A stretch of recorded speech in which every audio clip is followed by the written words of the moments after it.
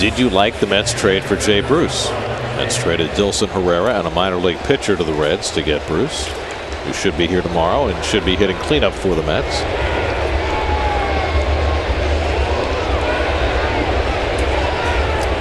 Not only can you tweet your ideas about the trade, but we can ask Sandy Alderson directly because he'll be with us in the fourth inning tonight, so stay tuned for that. Ryan McCann leads off in the second against Logan Verrett and takes curveball for a strike. McCann hitting .236 with 15 home runs. There's the shift there. Little backside look at that triangle shift. I mean, you could play Walker even deeper into the outfield than he's playing against McCann. Yep. And they've chose Wilmer Flores has gone over in the right side of the bag, left Reynolds over here on the left side. Well, there are a few players in baseball who have been more affected by the preponderance of shifts in the game over the last 3 or 4 years than Brian McCann. Remember when he came up, he used all fields. But then he went to Yankee Stadium and became a dead pull hitter, and the shift has cost him dearly. He's hit in the 230s every season since going to the Yankees. And he's hit 20 or more home runs 9 times in his career. Only 5 catchers in history have ever done that. 9 20 home run seasons. Pops one up. Reynolds alone on the left side waiting for it. And that's the first out. By the way, Piazza, Bench, Yogi, Gary Carter, the other catchers who had 9 20 home run seasons. Very nice group. Nice grouping. Follow Mets Baseball live with the MLB.com at Bat app, which includes game day, live game video highlights, StatCast, news, and more. Download MLB.com at Bat, the #1 app for live baseball on your phone and tablet. Here's Didi Gregorius, who's having a nice year, hitting .292, 11 home runs.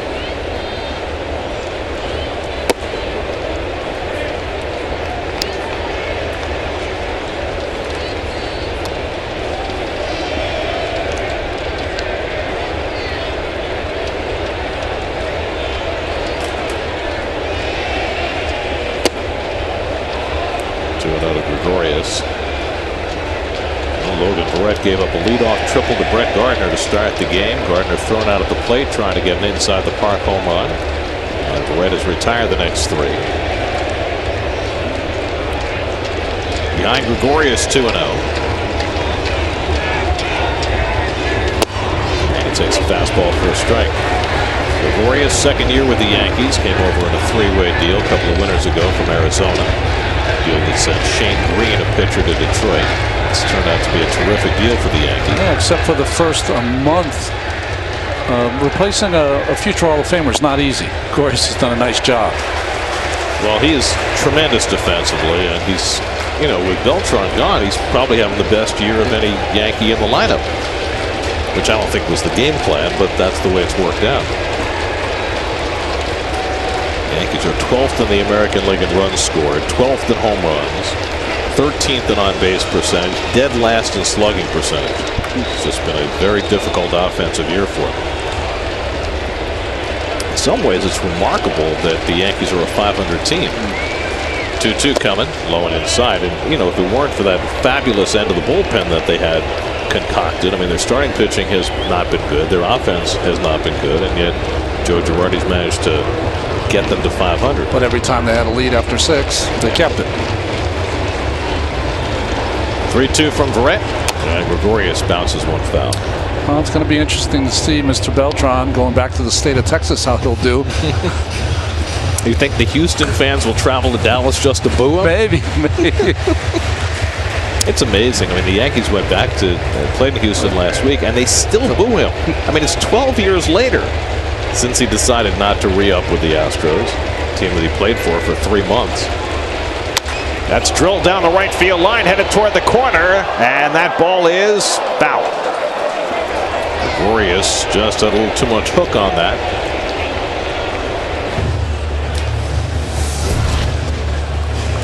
Well, the Yankees sellers for the first time in memory. I'll say. Trading off 2/3 of that great bullpen of Chapman and Miller.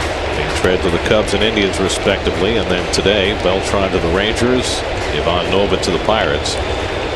And I really have no idea what the Pirates are doing. They're selling some of their pieces and they're acquiring other pieces. Well, they traded for Nova. That's hit sharply, but Walker's got it. They traded away Francisco Liriano to Toronto. They traded away their closer Mark Melancon. And there's Carlos Beltran as he was exiting the ballpark today after being traded. Not the first time that Carlos has gone on a deadline deal. Let's see, he went from Kansas City to Houston in 04. He went from the Mets to the Giants and the Zach Wheeler trade. And now traded at the deadline again. There's Nova as he leaves the ballpark. That brings back memories for me. I was traded on the deadline. I remember walking out. Yours was the first as well as mine, right? Yeah, it was like the first one's always the toughest. It's kind of a walk of shame when you leave the ballpark. All your buddies and your teammates are going out to battle, and you're taking your equipment bag and going home. It's a strange thing. I was fortunate enough where it only happened to me once. Starlin Castro batting with 2 out and nobody on. The former Cub having a rough year. .292 on base percentage. And right behind him 3-0. I remember Frank Cashen calling me in when he traded me to Montreal, and he said, "We have just traded your player contract to the Montreal Expos." All right, Frank, whatever. There's a strike. I remember getting on the for you. Tim Burke was that day. Tim Burke, yeah, nice guy. Yeah, good guy, great guy. Tim Burke had good stuff. He did. Not when he got to the Mets. Is he finished? Did they throw a box of Cracker Jacks in that trade too? I think a fungo. There's ball 4 and Castro's on with a 2-out walk. But the first trade has got to be the hardest, right? Because you get blindsided by that, right? Well, the first time I was traded, of course, was to the Mets for Lee Mazzilli, and I'll never forget it. I'd been called into the office. Don Zimmer, the manager, he said, "You're going to be with this ball club, the Texas Rangers, at the end of the month." And I drove from Pompano Beach to Plant City, which takes about 3 hours. In that time, I was traded to the Mets. Mine was a little different circumstance. I kind of knew the rumors were all swirling for 2 or 3 weeks. But the big mystery was that I went out to take ground balls before the game, and there's the bunt down the line, not good. But Whitey, I went out and took infield ground balls, and it came my group to hit. Buddy Bates came out, the clubhouse guy said, "Skipper wants you," and I knew I was gone. So he made me go get ground balls, get all sweaty. I couldn't get one swing. So you knew there was a pretty good chance you were going to get traded, but you didn't know where. Yeah, but it was right around 5:30, and the deadline was at midnight then, right? So I'm sitting there going, okay, it's 4 o'clock. I've made it to 4, So that was the little bit of uneasiness. Castro runs, the throw by Darnell. Castro slids past the base, but managed to stay on. And he has his 3rd stolen base of the year.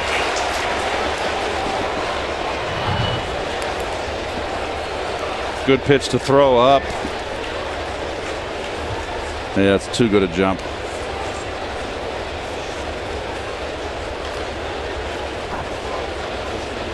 Staying on the base seems to be a problem for so many guys. That was more like a skateboard move there by Castro. So he's at second with 2 out, 1-1 to Chase Headley, hitting .260 for the year. And an off-speed pitch hit right into the shift. And Walker's there to play it. Side retired. Brett gives up a 2-out walk, but nothing more. Still no score at Citi Field. Flushing Bay. Lovely. Wilmer Flores leads off in the second inning. Did you hear that? I did. That was an unaccompanied sound. I was expecting a truck or something. Wilmer's cooled down after a hot beginning to July. Just 3 hits in his last 20 at-bats. He gets ahead of a cutter from Sabathia and pulls it foul. So CC Sabathia, during the heyday of his career with the Indians and his first few years with the Yankees, regularly threw 94, 95. Yeah. This year his average fastball velocity is under 90. I mean, that's an enormous adjustment for a pitcher as he reaches the veteran stage of his career.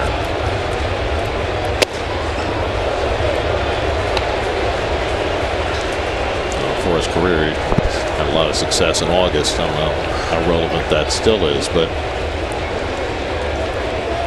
do you equate what Sabathia is trying to do now at this point in his career at all? That's hit deep to left field, right down the line toward the corner. It's out of here. Wilmer Flores goes deep, his 11th home run of the year, puts the Mets in front 1-0.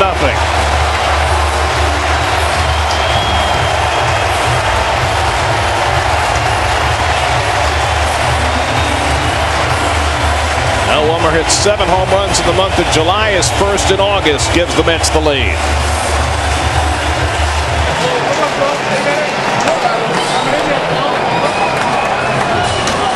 Sixth time this year, Wilmer has hit in the cleanup role position in the order and comes through. That's where he likes that ball, down middle end.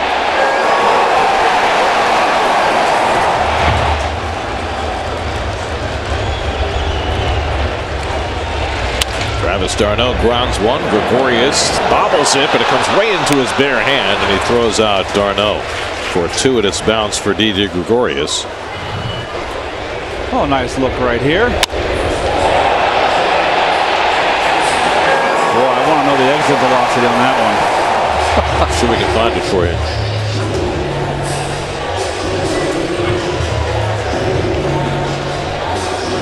That Mets home run means $2,000 for No Kid Hungry, enough to provide 20,000 healthy meals courtesy of Citi. So Flores gets the Mets off to a fast start, and now James Loney. So Gary, oh sorry, Gary, go ahead.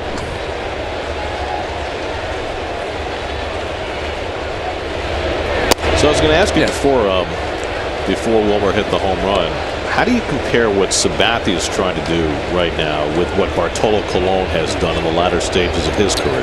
Well, I think it's what makes Colon so interesting is that he's really done it, making the transition with one pitch. And that really is the difference between most guys who go from a power pitcher to become a guy who has to throw on the fringes of the strike zone.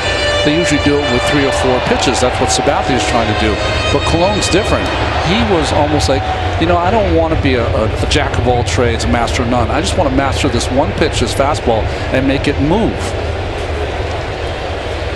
I think the hardest thing for these guys, a guy like CC Sabathia, that in his prime would really just bully you out of the at-bat. He would just go up there and just, in a menacing way, would pound you inside, make you look bad, make you swing at balls in the dirt. Is that not only the physical transformation you have to make because you don't throw as hard, you were saying under 90 miles an hour, but the mental adjustment that you can no longer bully people anymore. And in fact, every single time that you want to add, you should really be subtracting with your pitch, with the velocity. Well, he's had a wonderful career. Won the Cy Young with the Indians back in 2007. Loney hits one slowly. Castro comes in to get it. And there are 2 out. I became a big fan of his when he went to Milwaukee and they needed him to be great down the stretch. You see the active career leaders and wins. And he took that ball every 3rd day, and he went 9 innings every time. And just unbelievably yeoman effort by Sabathia. He almost single-handedly got them to the postseason that year in 2008. Here's Matt Reynolds, just back from the minor leagues today, with Asdrubal Cabrera's knee a concern again after he strained his patella tendon. It's probably going to be a few weeks for Cabrera, you'd have to think. So Reynolds getting the chance to play shortstop tonight.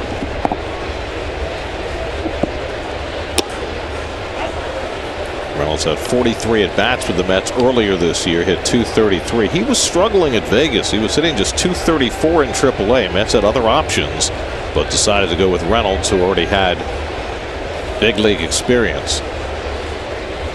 And he drills one down the line for an extra base hit. A 2-out double for Matt Reynolds. his 6th double of the season. He just said, hey, I just need to be in the big leagues here. A little cutter inside, turns on it nicely. Ripped down the left field line.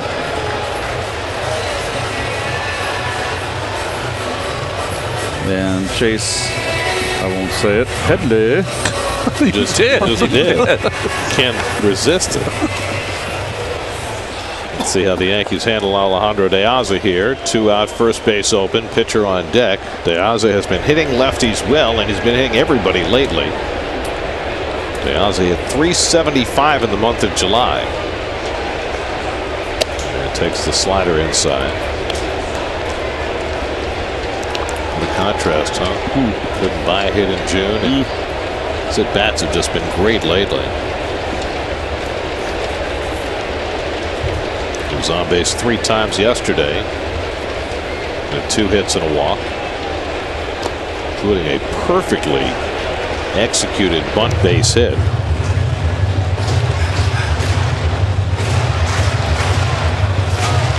And now with Sabathia falling behind 2-0, they're going to give him the intentional pass and deal with Verrett instead.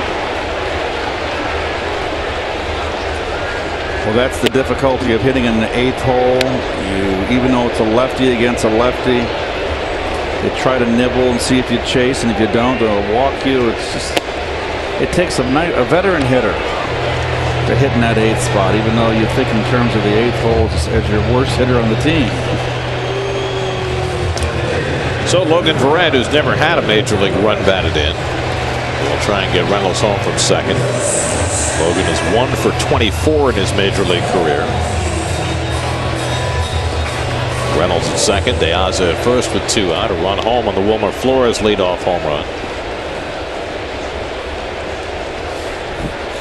Great perspective, isn't it? Up on the scoreboard.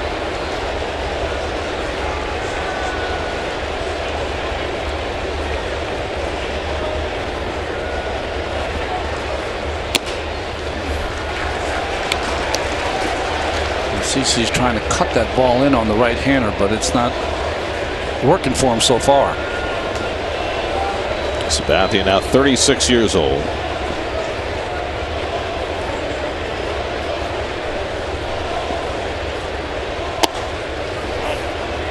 He's had knee issues that he's had to deal with the last few years. Wears a brace on that right knee. Very famously checked himself into alcohol rehab at the end of last year. Problem that nobody knew he had until he announced it to the world. Hoping that others would find some solace in that.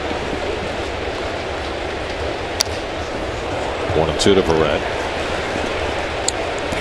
He's always been one of baseball's really good citizens. He is. He does a lot of charity work, not only here in the tri-state area, but also back home in California where he's from.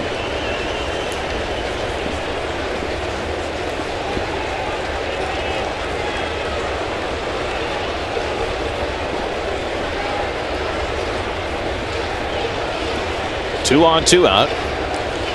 And Verrett takes the backdoor breaking ball for a strike. And that ends the inning. Second strikeout for CC Sabathia, but the Mets grab the lead. Wilmer Flores, 7 home runs in July, and celebrates the start of August with a home run in his first at bat. The Mets lead at 1-0 after 2 at Citi Field.